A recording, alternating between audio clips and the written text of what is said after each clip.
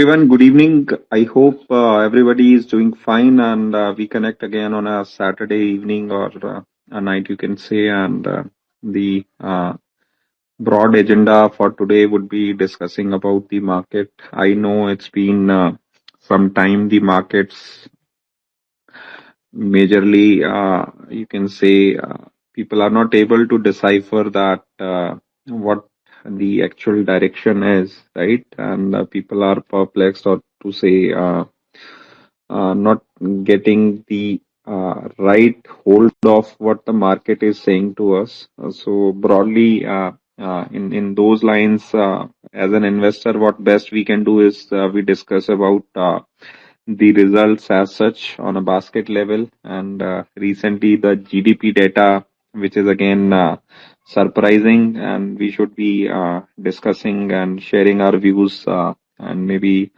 you as a supportive audience can always add your valuable inputs in the comments, and you guys can also maybe ask rightful questions. Again, don't restrict your mind to only asking for names, right? Because that is not investing is all about, right? The idea is to become a more informed and DIY investor, right? So with the right set of people, we can certainly put in our efforts and achieve that. As I am always reminded of the three words being told by Ramdev Agarwal ji: vision, courage, and patience, right? So until you do your due diligence, these doesn't fall in place. So let's welcome our speakers for the day. So we are joined by Amitav Vatsya from Sadhan Investing, and Kaustubh Roplekar, founder at Alpha Wealth Avenues, and also joined by Manthan.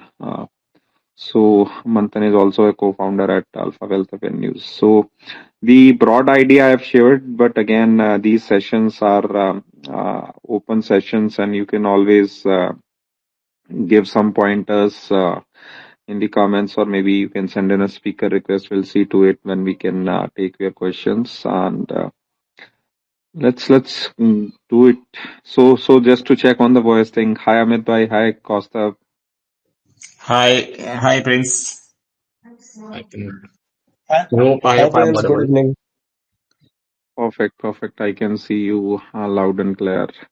So, Amin, obviously, I now hand it over to both of you one by one, maybe small. All the people know you greatly, and they admire and appreciate your work. But again, a quick 10-20 second of introduction, and then we can set the tone, as in what is your view on the Q2 results broadly, basically, not necessarily as a market as a whole, but again, the universe you track, you can share your thoughts. And again, after that, we can maybe have some sort of discussion on the GDP data and our upcoming event also, webinar basically, which we will be doing on shipbuilding theme, which is very interesting, and certainly interested people can join us if they find this will be valuable for their investing journey.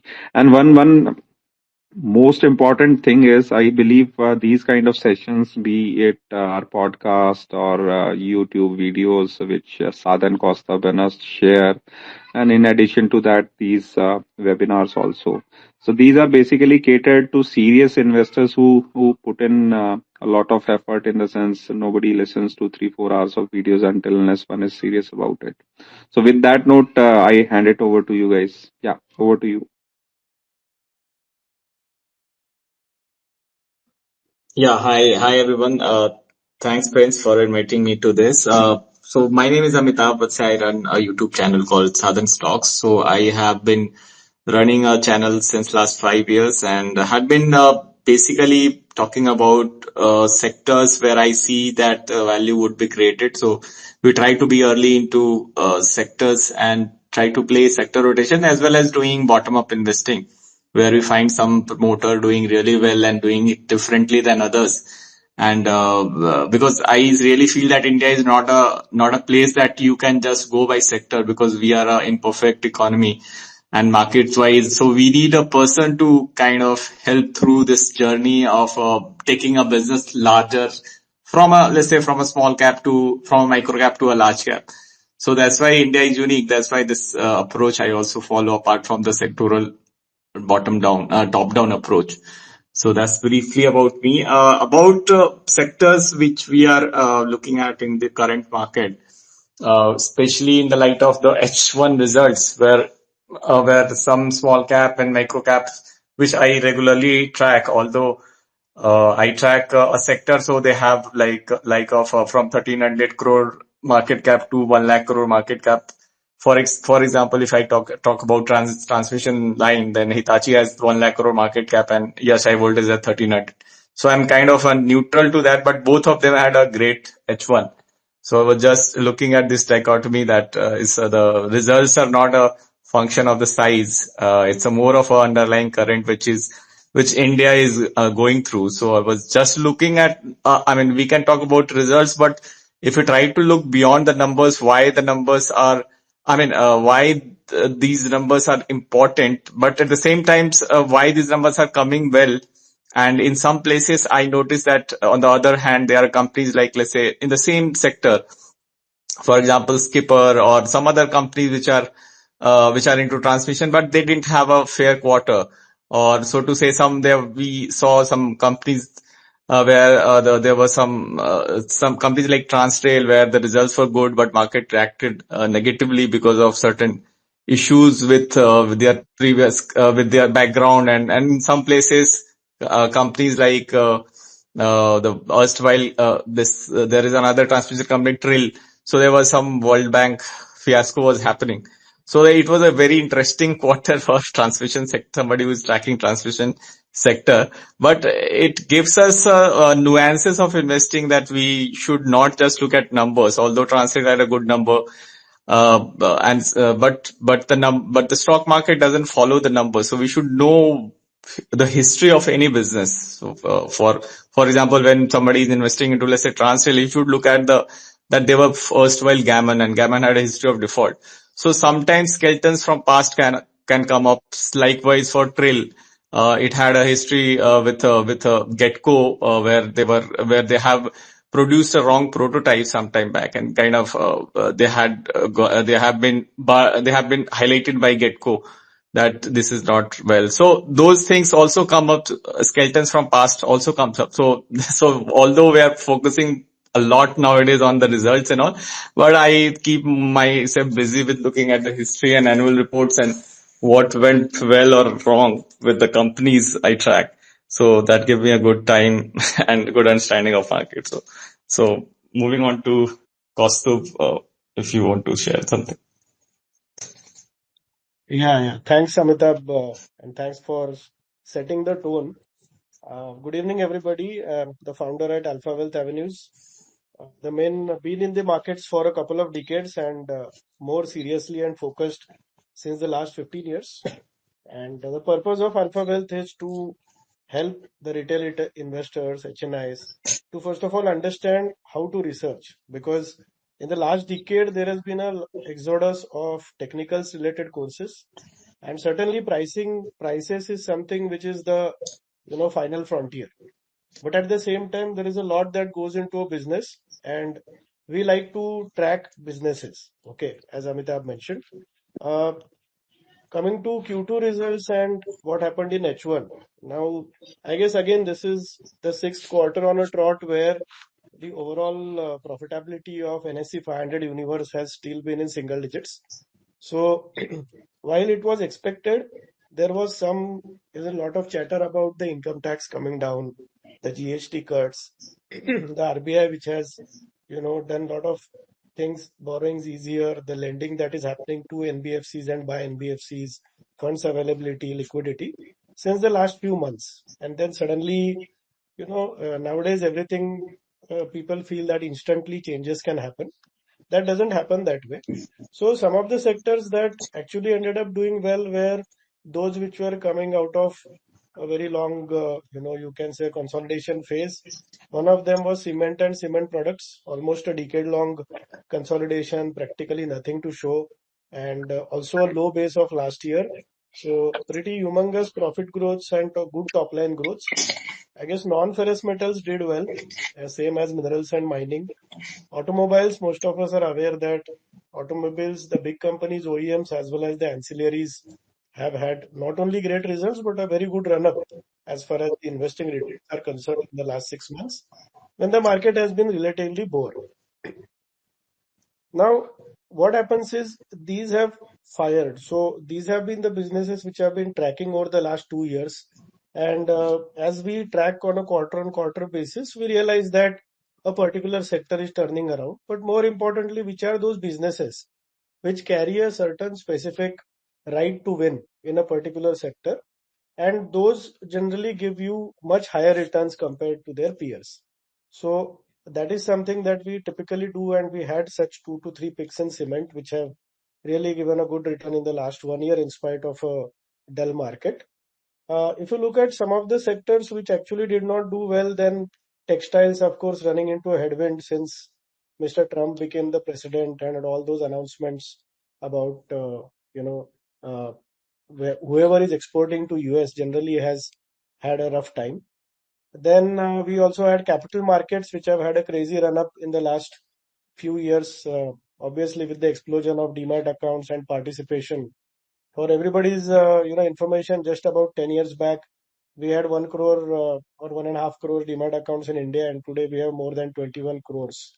So that kind of exponential sectoral tailwind, okay, is something that generally aids all the participants, and many of us have had multi-baggers in those areas. And now, in spite of good results or whatever happens, you will find very, limited either upside, or you might see more of a sideways movement. So coming to the most important point, when we track sectoral results, when we track quarterly, half yearly, annual results, we covered that in our Stocks Pe Charcha session on Sunday, the 23rd of November, where we generally track with either the EV/EBITDA of the business or the price to book of the business, depending upon the sector, or any other important metric, so that there is a perspective. So, for example, you can have companies which have grown a profit of 76%, but they already have a EV to EBITDA of 56. So, for example, about 25 is typically considered expensive for this metric. So you realize that this growth is a continuing growth and not something which is now turning over, okay, which where a change of a cycle happens. And over there, at least you can be cautious that just looking at the growth, you don't enter a stock, okay. And then there can be those sectors where currently you might find lower multiples, some of whom which I mentioned, and over there are companies who have a right to win and have a reasonable valuation, then there is again a possibility of a good upside in the next couple of years. What is important to understand over here is high growth and a reasonable valuation is always a winning combination.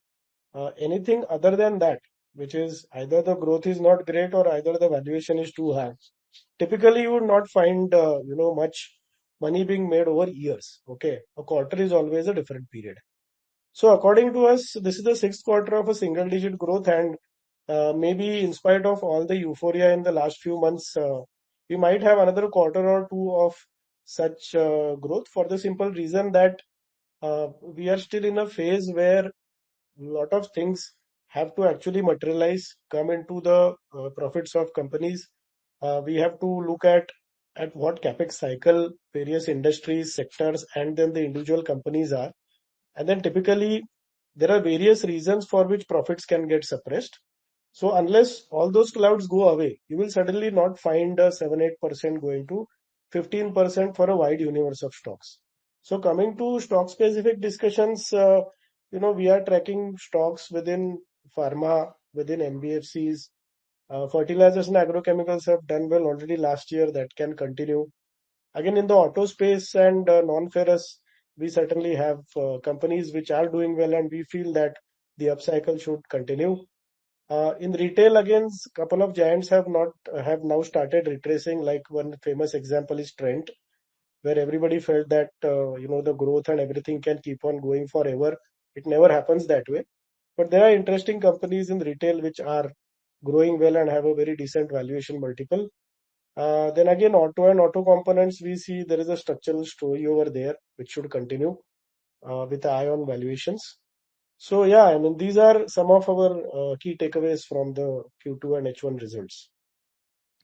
Thanks Amit and Kaustubh so एक थोड़ा मतलब इसको conversation को और light करते हैं because जो सबसे इम्पोर्टेंट क्वेश्चन जनता के लिए होता है वो ये होता है कि अभी मार्केट में क्या चल रहा है तो अमिताभ भाई कौस्तुभ भाई आप लोगों की क्या रीडिंग है बेसिकली अगर एक साइकिल की बात करें या प्रेजेंट सिचुएशन तो वेयर आर वी और गोइंग फॉरवर्ड यहां से पैसा बनाना है तो एटलीस्ट इंडिविजुअल लेवल पे आप क्या अप्रोच लेके चल रहे हो और what should be an ideal approach to से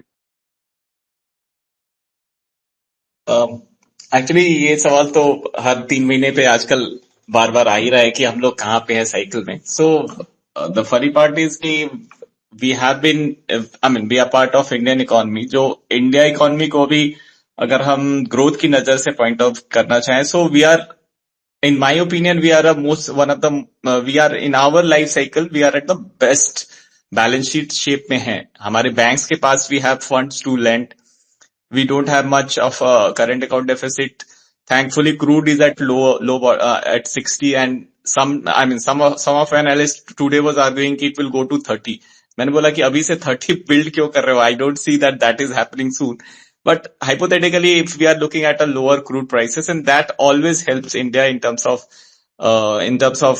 shaping up the Nifty future and everything, because Nifty में the mostly crude is the input for most of the Nifty businesses, and likewise logistics cost is related to crude because we run on diesel largely.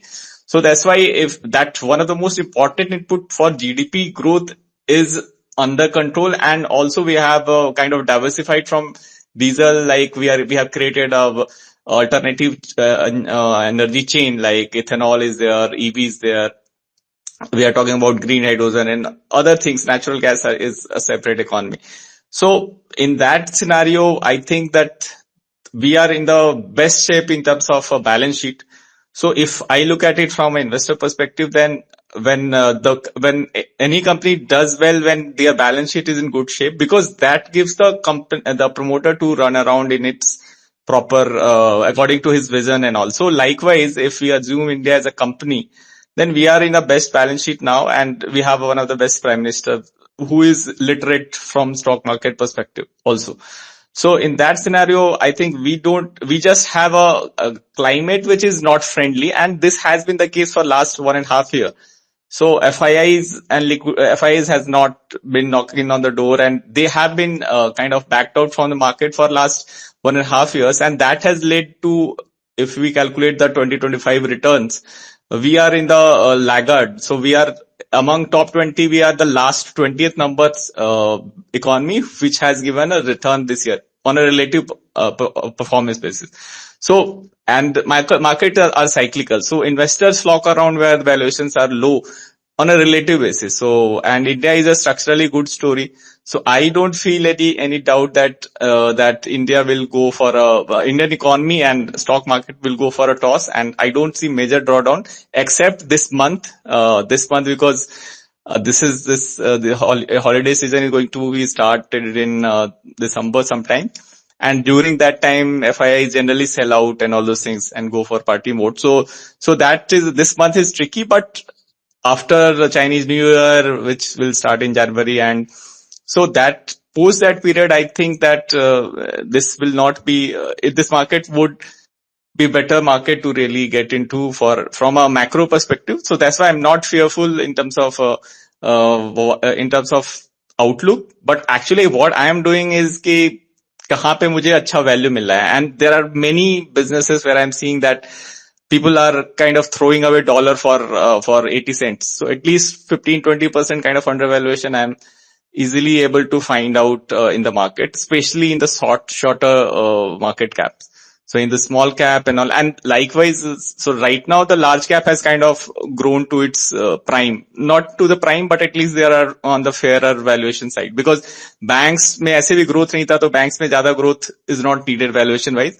So large caps are generally kind of decently priced in. That's why Nifty is all time high and all those things. So large cap mein there is not much of a scope to really find out kind of undervaluation. But if you go down the small cap and micro cap, but micro cap becomes tricky for retail investor to pick in, because you need to know the management really very closely, and the track record and history, and many a times there are no track record also. So ले दे के फिर micro small cap and mid cap बच जाता है. There where I am seeing that there are valuation where many companies has come for IPO and they are available at below IPO price, and they are kind of market leaders. So one can put a formula when you are looking at a sector leader, a small sector leader, maybe a leader of a niche, and if he has come for an IPO and is available at a below IPO price, that could be an area to scan and look out for the growth when this cycle turns. And then definitely the players are not going to change, because economy when liquidity will come, then it will float everybody. So you will get a safe name at a say reasonable valuation, and you can enjoy the economic tailwind which would come, because eventually what is sorted from our perspective is that the inflation is under control. But I think lower inflation is not really good. So थोड़ा सा inflation और चाहिए होगा हमें. अभी 2% हमारे लिए थोड़ा कम है equity investor के perspective से. So apart from 8% kind of GDP, we need at least 2.5% of inflation. So in total we need 10 plus kind of a nominal GDP growth. So right now we are just bordering 10. So we want more than 10 plus kind of a nominal GDP growth rate. Then I will be more bullish that okay, both parameters are under control. And then the compounding story, which we have been keep hearing about in the market, mutual funds are returning 15% CAGR. Those reality will soon fructify if we see that kind of environment. So macro structurally India is a good story, and it's a bottom pickers market. So I think this is the place where everybody it's a stock pickers market in my view. And I really like the market nowadays from a stock investing perspective, although I am cautious about next 1 month, but still it's a good point to begin. I think Kaustubh bhai, what's your take on this? Yeah. Thanks for the perspective. Well, I would look at it from a few angles, because the market is a complex creature. So, more the merrier in terms of angles. So what I see is, first of all, in the last 5 years, which has been a general good time for the economy and the markets, we have had a few shorter cycles of bull and bear, or up and bust. So due to the COVID fall, June 2020 to say end of 21 was a good bull market or a good upcycle overall. There's a lot of liquidity coming in. Then end of 21 to say April 23 was a fairly subdued cycle, and in fact, many may not know that the small cap entire index went down by 32% from its Jan 22 top to the end of March 23. Then again from April 23 to September 24, we had a roaring bull market, which is rarely has been seen in the last decade or so before that. And then, of course, after September 24, we had a small fall in the next quarter. And then, of course, Jan to March 25, we had a major correction as far as the earlier times is concerned. And then we have had a recovery phase since April 25, where there have been various shocks, but still the market has continued to do well, I would say. It has not remained down. Typically, a bear market is where 30-40% kind of correction happens, and then for a couple of years it stays there or even gets lower. That was the old definition. The new is, I think, furious cycles of 18 months where suddenly the entire indices can double. Okay. And then they just go down 30%, which is kind of a time correction. And then they again start rallying. So if you look at the valuation perspective as well, the small cap index now has an index P of 30, less than 30. Okay. And 1 year back it was more than 35. And we have a profit growth of 26%. So a 26% kind of profit growth complements a 29 kind of a trailing P. Similarly, for the mid cap index, we have a 25% profit growth in Q2, and we have a trailing P of 33, which was 40 plus 1 year back.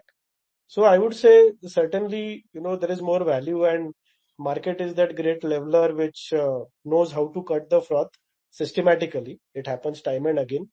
So what we see is that, prices getting overheated and prices then cooling down. But more importantly, with every 18-month cycle that I'm observing, there is a very fast sector rotation also that is happening. So to give an example, what we saw in the earlier bull market where renewable energy space, then some of the leaders of the defense sector, then of course you had EPCs doing exceedingly well, the real estate cycle. They may or may not be able to show that kind of a charisma in the next phase, which might start in a couple of quarters. So, then what do you have? Then you have the construction products, you have the ancillary space in defense, shipbuilding, you have something in power T&D and not necessarily renewables, because we all know that many EPC companies had a PE of 100, 80, 60, and some of the new investors who have come aboard in the last few years, उन्हें ऐसा लग रहा है कि, from a 80 PE, if the PE is 40 now, for a EPC company, और कितना नीचे जा सकता है. Now the problem is the historical average is much lower than that. And now the big question mark, as we mentioned, is some companies are still growing at 100% in terms of top line, the smaller companies, the micro caps, the SMEs, but their price is only correcting and correcting and correcting every quarter. So this is a very regular feature of the market, that in a rally it will put in next 3-4 years value into the price, and in the next 2 years it will keep on cutting that price till again the value and the price will have a peaceful living with each other. Okay, so we are in that phase now. Now, Prince, just to speak a bit more about the GDP, because that's a favorite topic as far as economists are concerned. But what can investors take away from that? So just yesterday we had this controversy that, suddenly the GDP is 8.2%, which is the real GDP, looks fantastic, but the nominal GDP growth is only 8.7%, and which is a big concern. Okay.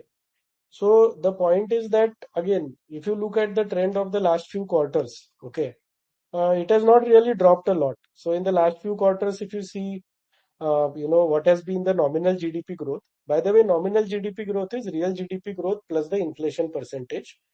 So even Q4 of FY25, it was 10.8%. Q1 was 8.8, and now it is 8.7%. तो ऐसे नहीं है कि 13-14% से directly 8.7 हुआ है. Even if you consider exactly 1 year back, it was 9.1%. But as the difference, as Amitabh mentioned, was till 2 quarters back, our inflation, which is also considered in a way the increase in prices or the pricing power of businesses, that was between 2 to 3% over the 2 years before. Now it is suddenly in Q1 of this year, it is 1%, and now it is 0.5%. So the 0.5% of inflation is more alarming than the GDP growth, for the simple reason that now what happens is certain sectors will find it very difficult to have a high growth rate. So typically you can count the consumer facing, FMCG, retail, typical commodities, because their growth is generally mix of a volume and a price growth. So for example, when a company which is a consumer durable or a FMCG company grows at 15%, you will find that the volume might be 7% and the price increase over last year would be another 7 to 8%. Now, when inflation is so low, which means the prices are not going up from year to year. Okay, and at a 0.5%, you are almost in a deflationary scenario where you are finding it difficult to maintain the last year's prices. So, which means only your volume growth will get converted to your revenue growth or the company's revenue growth, which means that, in this quarter or the next quarter again, there are many companies which are directly a part of the GDP counting, which is FMCG, retail commodities. They would find it very difficult to have a double-digit revenue growth. And as we have been mentioning, there have been many quarters of single-digit revenue growth, which needs to change. Who will be helped in this cycle of low inflation and where growth can be spurred is the credit. So typically lenders, which is PFSI, banks, NBFCs, which anyway had tepid last few years of growth, they clearly are finding better credit growth. and they are likely to outpace the nominal GDP. And within that, sectors which are in microfinance, affordable housing finance, where you can charge the customer 20 plus kind of interest rates because of a lack of a credit history, etc. Over there, they are likely to have much higher yields, which is the difference between what they lend out and at rate they lend out and what they get as the cost of funds. I feel that manufacturing infra, which is put into a great momentum by this particular government, that is likely to continue because manufacturing has become a big support for almost all industries, whether it is power, whether it is defense, infra development, pre-engineered buildings, everything. It's a so over there. I don't see much concern in spite of the fact that the inflation is relatively going down. And again, there are certain changes in the base of counting which leads to such numbers which look surprising. I mean, at least growing up in India, I never imagined that India at any quarter also would report an inflation growth of only 0.5%. हम लोग European और western economies को देख के बोलते थे कि अरे उनके यहाँ तो practically deflationary है. So I believe that this will also get corrected because it is related to pricing power. And in many industries, we see that there is a premiumization trend. So whether it is, vehicles or auto, whether it is textiles, whether it is, alcohol and many other industries, everybody is trying to upgrade.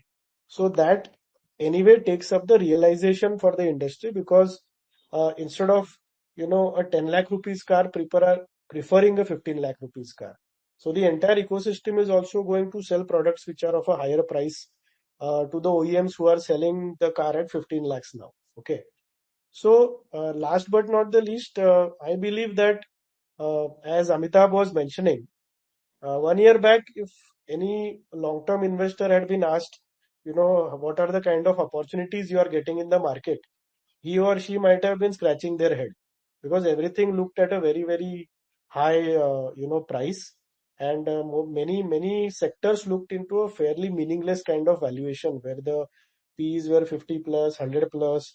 I have seen very good companies growing hard which had a 160 kind of P. Okay, so luckily we are out of that paradox where you are liking a company but you are not liking the price, and it has been a bottom pickers market. So when I say that, if you can understand businesses and those sectors which are doing well and which will continue to do well, we are finding more and more opportunities in this market, and in the next 2 quarters, I guess those will go up. So for investors with a 2 to 3 years horizon and who care about the value that the company will bring in the next 2 years, we are really finding good opportunities where the growth rates are going to be in much excess of their trailing PEs or EV by EBITDAs.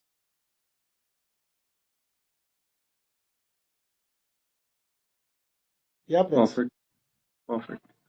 So, Aman, great points, and I think really valuable. And those who are joining for the first time, they can certainly follow our handle so that as and when we have such sessions, you guys get a notification.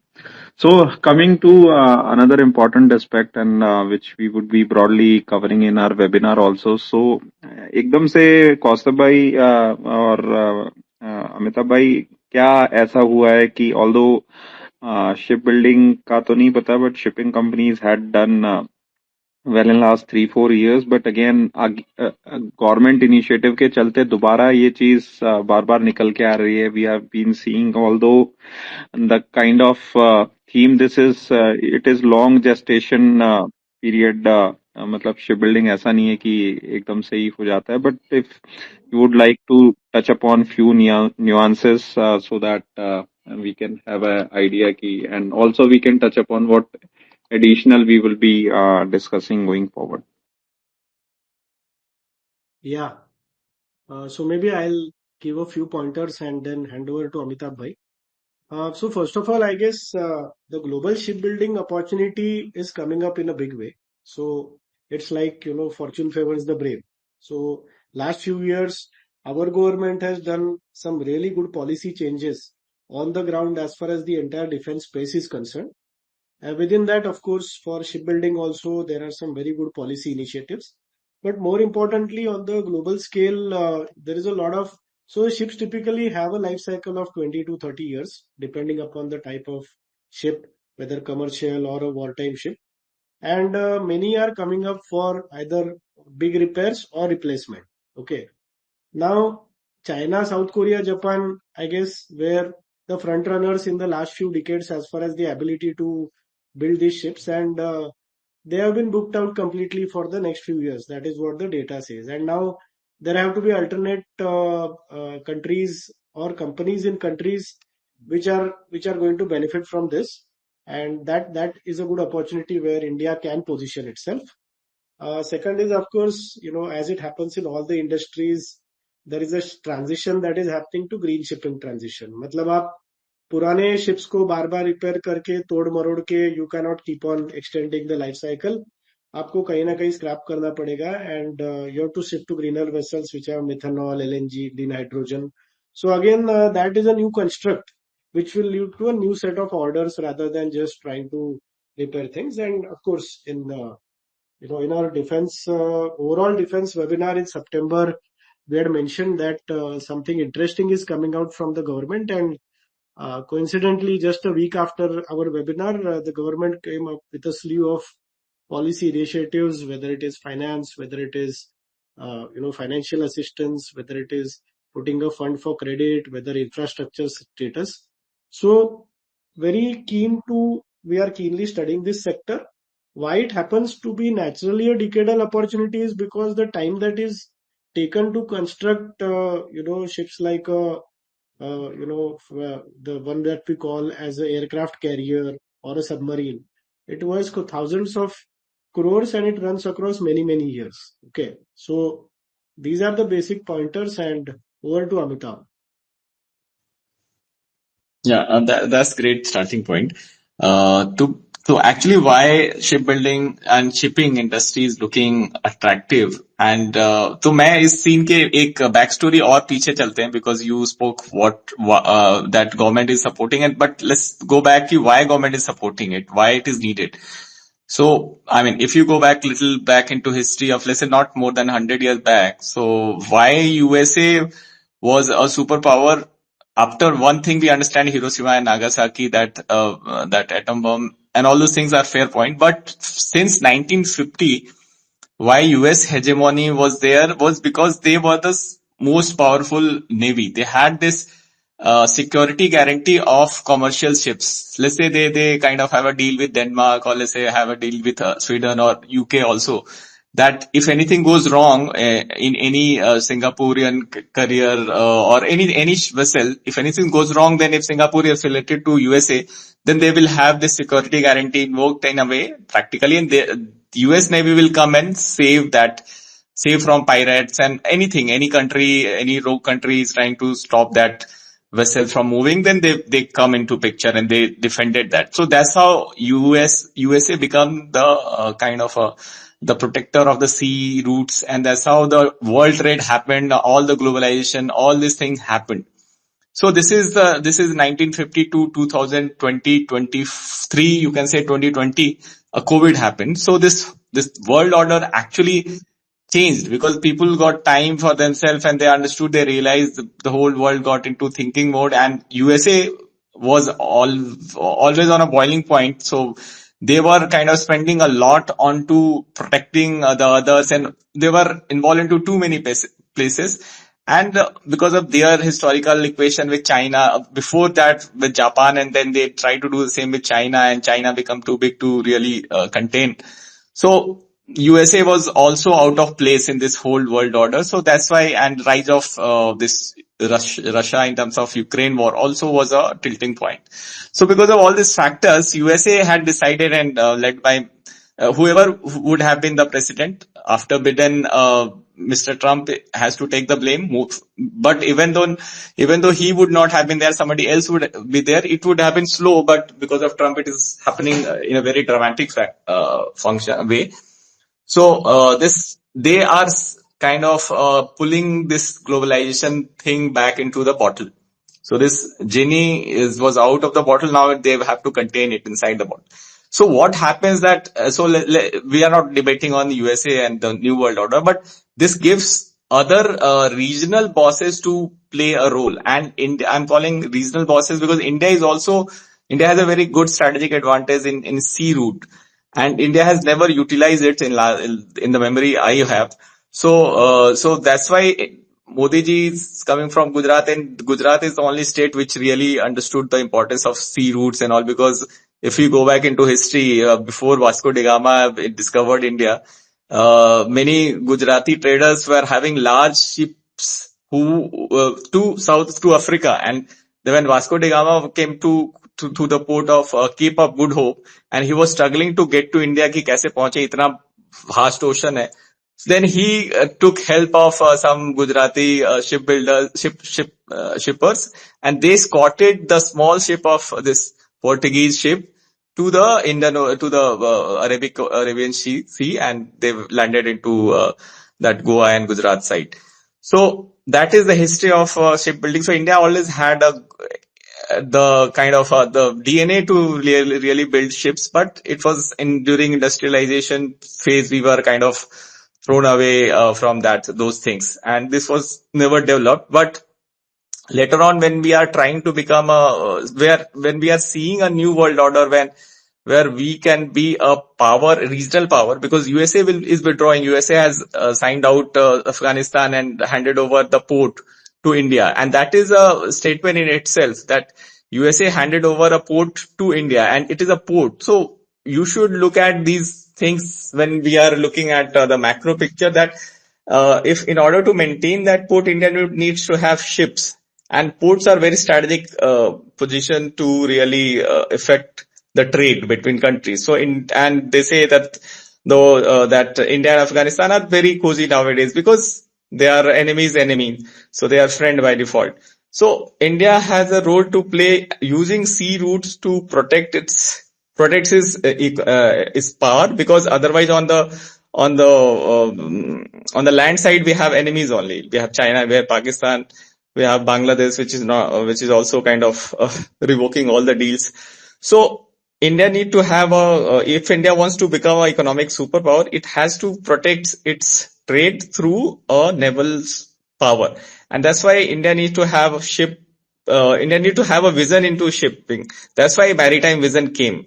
And although it came just a week back, but it was kind of understood. It was the next logical choice that India should have that. So that I was thinking behind it, and that's why I kind of was reading about shipbuilding companies. And being a bottom picker, I had landed upon KMEW Knowledge Marine. It's an interesting company. 1.5 year back, and I realized that this gentleman who was the port minister, he still is. So I was praying that after Modi ji wins the third term, he should not change as a port minister or ship minister, because that was my only request. I mean, internal request. And actually, Mr. Sonowala continued the work of port.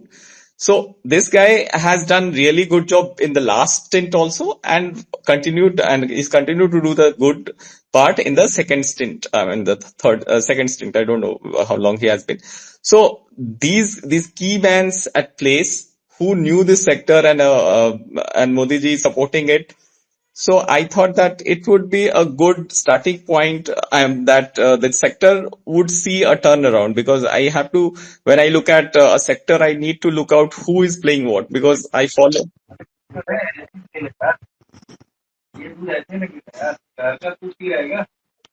Who is speaking? Sorry, Amitabh, carry on. Yeah. So when I was looking at this sector from 1.5 year back, then I realized that these things has to be in place, that a good minister, a good prime minister was already there. So then there was no stopping. It was just a matter of when policy will be taken care of. So, and when Modi ji went to USA, so I'm just giving my glimpses which I saw before this. So then Modi ji was discussing with, not him, but some Indian diplomat were discussing with US counterpart on a negotiation part, that when Modi and Trump were fighting, when the first fight happened around 6 months back. So that time the topic of discussion was shipbuilding, that USA was saying that the Indian counterpart was saying that you can send us your old ships, we will break it down in our port, and then we will rebuild ships from there. So this was so serious matter that India was discussing it with USA. That I got a first hand information. So I understood that this sector would be turning around. So these small things hinted to me, although I was looking at KMEW from a performance point of view, that their numbers were coming out well. They were winning orders, and the policies were all encompassing. So Indian waterway, which was never a thing of, it was never imagined in our lifetime. Although if we go back in history, then the Ganga was used as a trade route from UP to the West Bengal. So that route was reopened. So we were kind of taking back our old glory in a way that was needed long back, but we didn't do that. And the more I knew about the supremacy of America, more surer I become that India needs to do this, because how USA become a superpower internally, because they have a very good river, interconnecting river system. So they don't have to pay in huge on a logistics cost, and that was the reason why USA could industrialize so fast, even though it was a so vast land. But the transportation cost there is very low, because they carry most of their thing. This is the history. Maybe currently I don't have the data point to back it out. That and you know that the route, the logistics cost is least when you travel through water. It is like 1/10 cheaper than you travel through road. And through air, so you can imagine that how many times cheaper it is. So for India to do well, and even Modi ji, even he was when he was in second term, he said that in the Gati Shakti mission and all those things were started, which could not be fructified, but the mission was to reduce the logistics cost to 8% of the overall product cost. So if we are selling 100 rupees ka saman to a customer, let's say Amazon is giving you 100 rupees ka toy, then the last 13 rupees is on the logistics cost.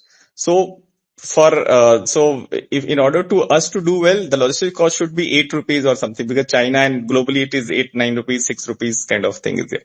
So India targeted to reduce 13 to 8, and that's why railway becomes such an important piece of the puzzle. So railway got re-rated, then next was shipping. So that's how this whole map works out in my head when I look at planning for a stock picking and all. So that's how I found the backstory very connecting and very kind of logical. So that's why I latched into it, and all the triggers were there. So the first was that infrastructure status was given. That was a very good, clear telltale sign that, okay, now we want funds to flow into it, because infrastructure status means that all the PSU banks and all SBI and banks of India and all, they will be able to lend it at a reasonable cost of fund to infrastructure companies, because the rules of the game of banking is different for infrastructure lending and non-infra lending. So because you need long-term lending, because ships are built for, even making a ship takes 2 to 3 years. So, and the life has just spoken that it is around 20 years of life. So you need a long-term financing, and that's why it needed an infrastructure status. So all these things kind of made it very clear to me that this is going to happen, and that's why we kind of position ourselves into kind of shipbuilding stocks. So that's my backstory of this sector. Why I think it is very important sector, and it cannot be missed. So that's Perfect. And small, okay, I got one speaker request. Let me check. But again, I request those who come as a speaker as a courtesy, please don't unmute and create such kind of issues. And although it might have happened unknowingly, but it disturbs. So on the rate cut, if there are any quick inputs from Kaustubh and Amitabh bhai, and then we see if there would be any relevant question for today from the audience, and then we close at 9.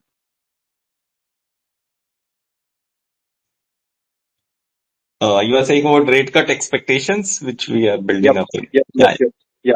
yeah. I think there should be a rate cut because the inflation are under control and it should be passed on. But I think should not be very drastic. I think it would be 50 basis point to 75 basis point a year in coming 1 year, 12 months period. I think that is possible, but I'm not expert of it, but that's my guess.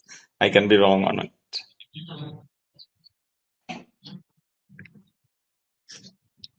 Yeah, I agree. With the kind of almost zero inflation situation, there would be a rate cut to spur growth, and we can't predict how much it will be.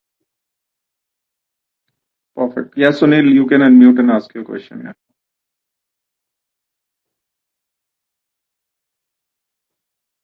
Mr. Sunil, you're on mute. If you have any question, you can unmute and ask.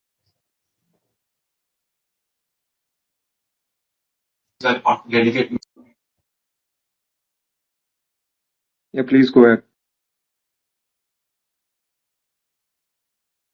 Is he audible, Kaustubh and Manthan? I mean, I'm not sure.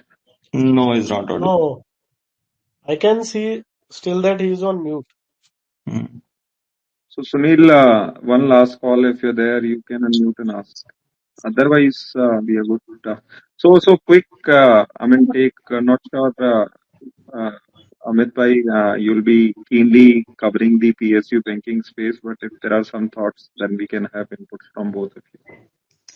No, I'm not covering banking because I think say last 2 years, this was not, these 2 years were automatically written off and mentally by me because I was seeing that they have funds in last 2 years they are sitting on fund and I was seeing credit growth not happening because I have friends into community, into banking. So I know that they are not running after disbursement and no fresh loan was being sanctioned. Actually, there was no capex. So actually, I was talking to one of multilateral agencies. He's an investment officer there. I cannot name.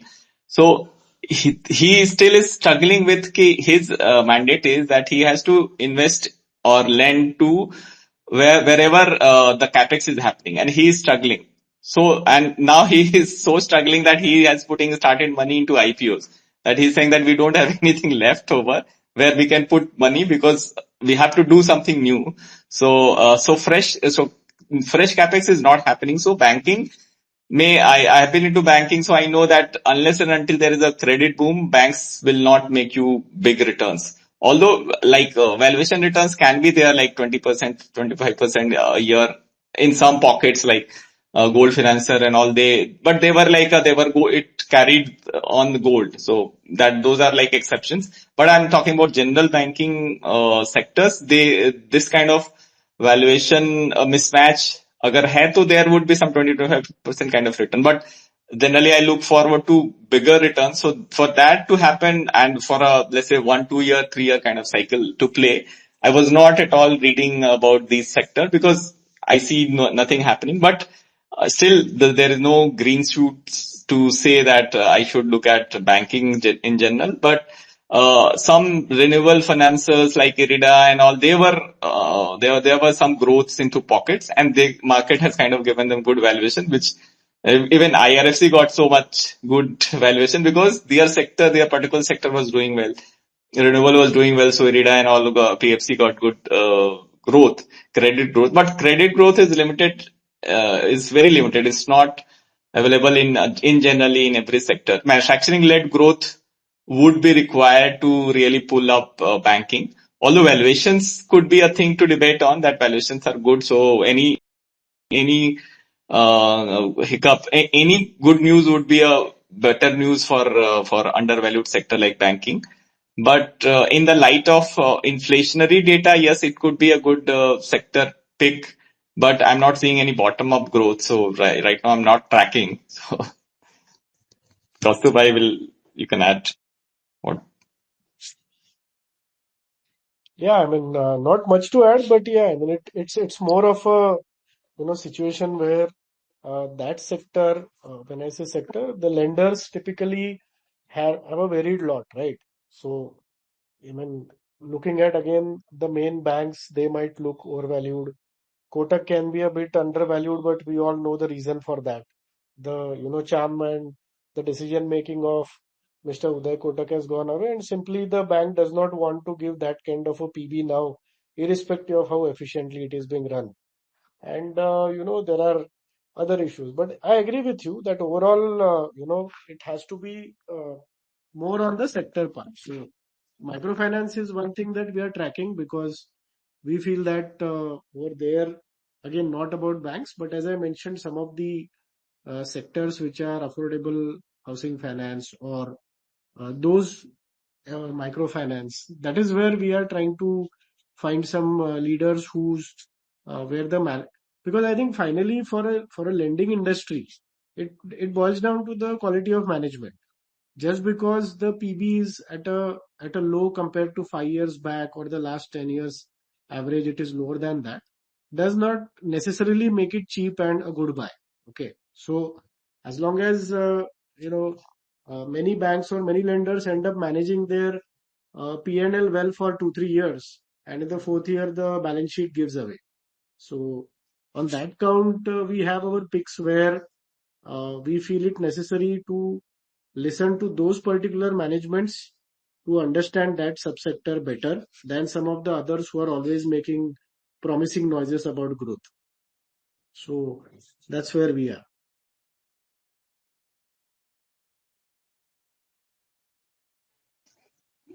Yeah, I totally agree with your last point, which you said that the last 2 points, particularly when you say that the banking is a very top-driven thing. Banking is not a process-driven thing, although we say banks are process-driven, but that is to run the process. ये नीचे के level पे process run करने के लिए you need people and you need processes, but the main decision making happens on the top, and at the top पे the जो भी person है, lady or male or female, if his or her brain is not in sync with the market realities, then there was a small bubble inside the bank. You would never know from outside. So all these price to book and everything are a perception based thing, which actually are not looking at the man to the eye and looking at whether he has a credit skill or not. So ultimately it's a skill game, and credit is a skill. So if somebody, for example, we have seen so many flamboyant leaders, but not the stock price has not moved, even though so many media stories kind of spoken and so many management changes happened, and many stories has come into banking in last 2 3 years, but none of a bank have really created wealth in last 3 years, and even the market leaders has kind of given away to the old charm. So it's a very tricky sector. Actually, many people think that banks are easy to invest, but I think banks actually are kind of a Ponzi scheme, if you ask me. Because उसमें अंदर में क्या है, you never know. You will never figure it out that ultimate loan किसको गया हुआ है. So unless you know that and actually the best person to know is the recovery agent. So if you want to invest into HDFC Bank, go to and ask the recovery agent whom they have outsourced their loan to, their NPA to, and figure out the quality of that. And then you make a view that which quality of book they carry. So the quality of book is a function of the quality of a top man, as a key man kind of thing. So banking is a tricky thing which should not be judged on just the parameters on a Excel. So it should be done some scuttlebutt, or some you go and visit the branch and get a feel of it. It is recommended to do so. You will, if you go and visit the branch, you will get a vibe whether the bank is doing it well or not. Especially for the large bank, you cannot go to NBFC branches because they are less. But for a general banking, I'm saying that one should have a ear to the ground as well as an eye to the top to really make it well into banking. Perfect Absolutely. inputs. So, I mean, we are about to close. So, any additional point if you guys want to add, like what more the audience can expect in the shipping webinar, and those who are interested, they can certainly get the link on Amitabh's handle, and I have also posted, and maybe you can also find on Alpha Wealth also. So, yeah, quick inputs, Kaustubh and Amitabh Bhai, and then we close for today. Yeah, so like this would be the 6th webinar that we are doing, and of course have the privilege of hosting this with Amitabh Bhai. So just for those who have attended as well as those who haven't attended any webinar of ours earlier, when we look at a sectoral masterclass, okay, we first of all really focus on the sector, starting with the last few decades history, how is the global scenario, why is it that, there is a genuine reason for a upcycle in that sector or not, both. And then only we, go to start looking at the value propositions, where are the profit pools, why certain elements within that sector are likely to benefit more than the others. And then lastly, to the opportunities within the companies which are well positioned to grab that. So this masterclass is certainly not going to be a few companies being discussed. It is going to be a lot about the sector, while we will cover also all the key companies which we feel are promising in the days to come, and a couple of case studies of what has worked in the last few years. So that is the general format for the serious investor who can make serious money. Yeah, so very good point. So from my side, my focus would be to bring out the value chain clearly to you guys and kind of differentiating between good and bad. So it's a kind of a go no go kind of a event would be there for your brain to map the whole sector, so that if somebody talk to you about, let's say there are many names, I mean on Twitter, people keep throwing at names that, but behind that, how to approach a name. I mean, whether you should go ahead or not go ahead with that name. So those clarity will come because you will have a filter after this master class, that how to look at which portions are really attractive, because unless it's a game of chess. Investing is more akin to a playing chess. That you should know the 3 steps ahead. If you are playing against Vishwanathan Anand, you should know at least 8 steps ahead. So market sometimes give you opportunity to think, and this is the time to really think and place your bet into a sector which is really going to be there for next decade. When I suggested a title to be a decadal theme, so I am on it. That I truly believe it's at least a 8-9 year old. I mean, outlook wise, it is a sector which would stay afloat for 8-9 good years. And I was looking at the track record of erstwhile before us. UK was one time a champion of shipbuilding, so they had a 6-year bull run of their stock market. So shipping generally has a long period of returns. It's a deep cyclical sector anyway. So the cycles is like 15-20 years, because ship life is 15-20 years. So this cycle turns after 15-20 years, and it turns for good 3-4 years. So if it is turning, and if it's really early, then we at least have 4-5 years in front of us, where we can really latch into those names where the alpha could be made. And already we have names like all the top 3 names everybody knows, but they have reached a stage where the early discovery is already there. Market has given a value, but kind of taken away some value from some of them. So now it is a question of how they are performing, how their strategy is. First, तो name clearance पे, name के basis पे मिल जाता है valuation.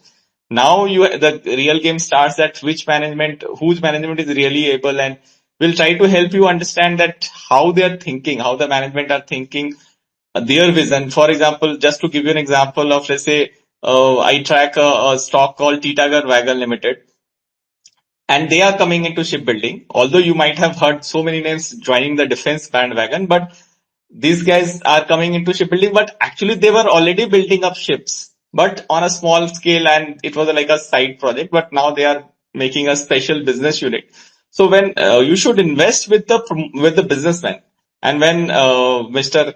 Umesh of Titagar Wagon, the promoter of Titagar, is investing into a new business, so that's the best time for us as an investor to also invest into those sectors where fresh money is coming. So fresh money or smart money, or however you call it. I don't call FII money as a smart money. So I really believe that देसी जो promoter है वो जहां पैसे डाल रहा है वही best place है to really get into. So right now even defense is there, but I'm seeing कि defense में problem क्या है कि अभी वो पीछे वाले लोग भी आ गए. मतलब people who have nothing to do, defense से कुछ भी नहीं लेना देना है, वो भी defense पे कूद रहे हैं. They are kind of creating a crowd now. तो बट शिपिंग में ये नहीं है. शिपिंग में this a hard barrier. So defence में तो आप कुछ भी there are 5 companies just 10 kilometre radius पे मेरे गाजियाबाद में होंगी, जहां पे there are 10 defense companies who are now getting into defense. So there's a lot many crowd into defense, but shipbuilding is still a niche. So that's why we should try to get a good glimpse inside view of the sector from a investor perspective. And that's what we are trying to offer into this upcoming masterclass. So our role is just to help you understand the value chain and who is doing what and what differentiate them from its competitor. To the extent we understand, we can be wrong about it, but at least we'll share our view how to go about this sector in general. Perfect, Amitabh Bhai. And once again, I reiterate, this is for serious investors who can spend 4 or 5 hours, of listening the insightful session, hard researched, I would say. It is not for something who's looking for names to say. So with that note, I think it's a really good conversation we had.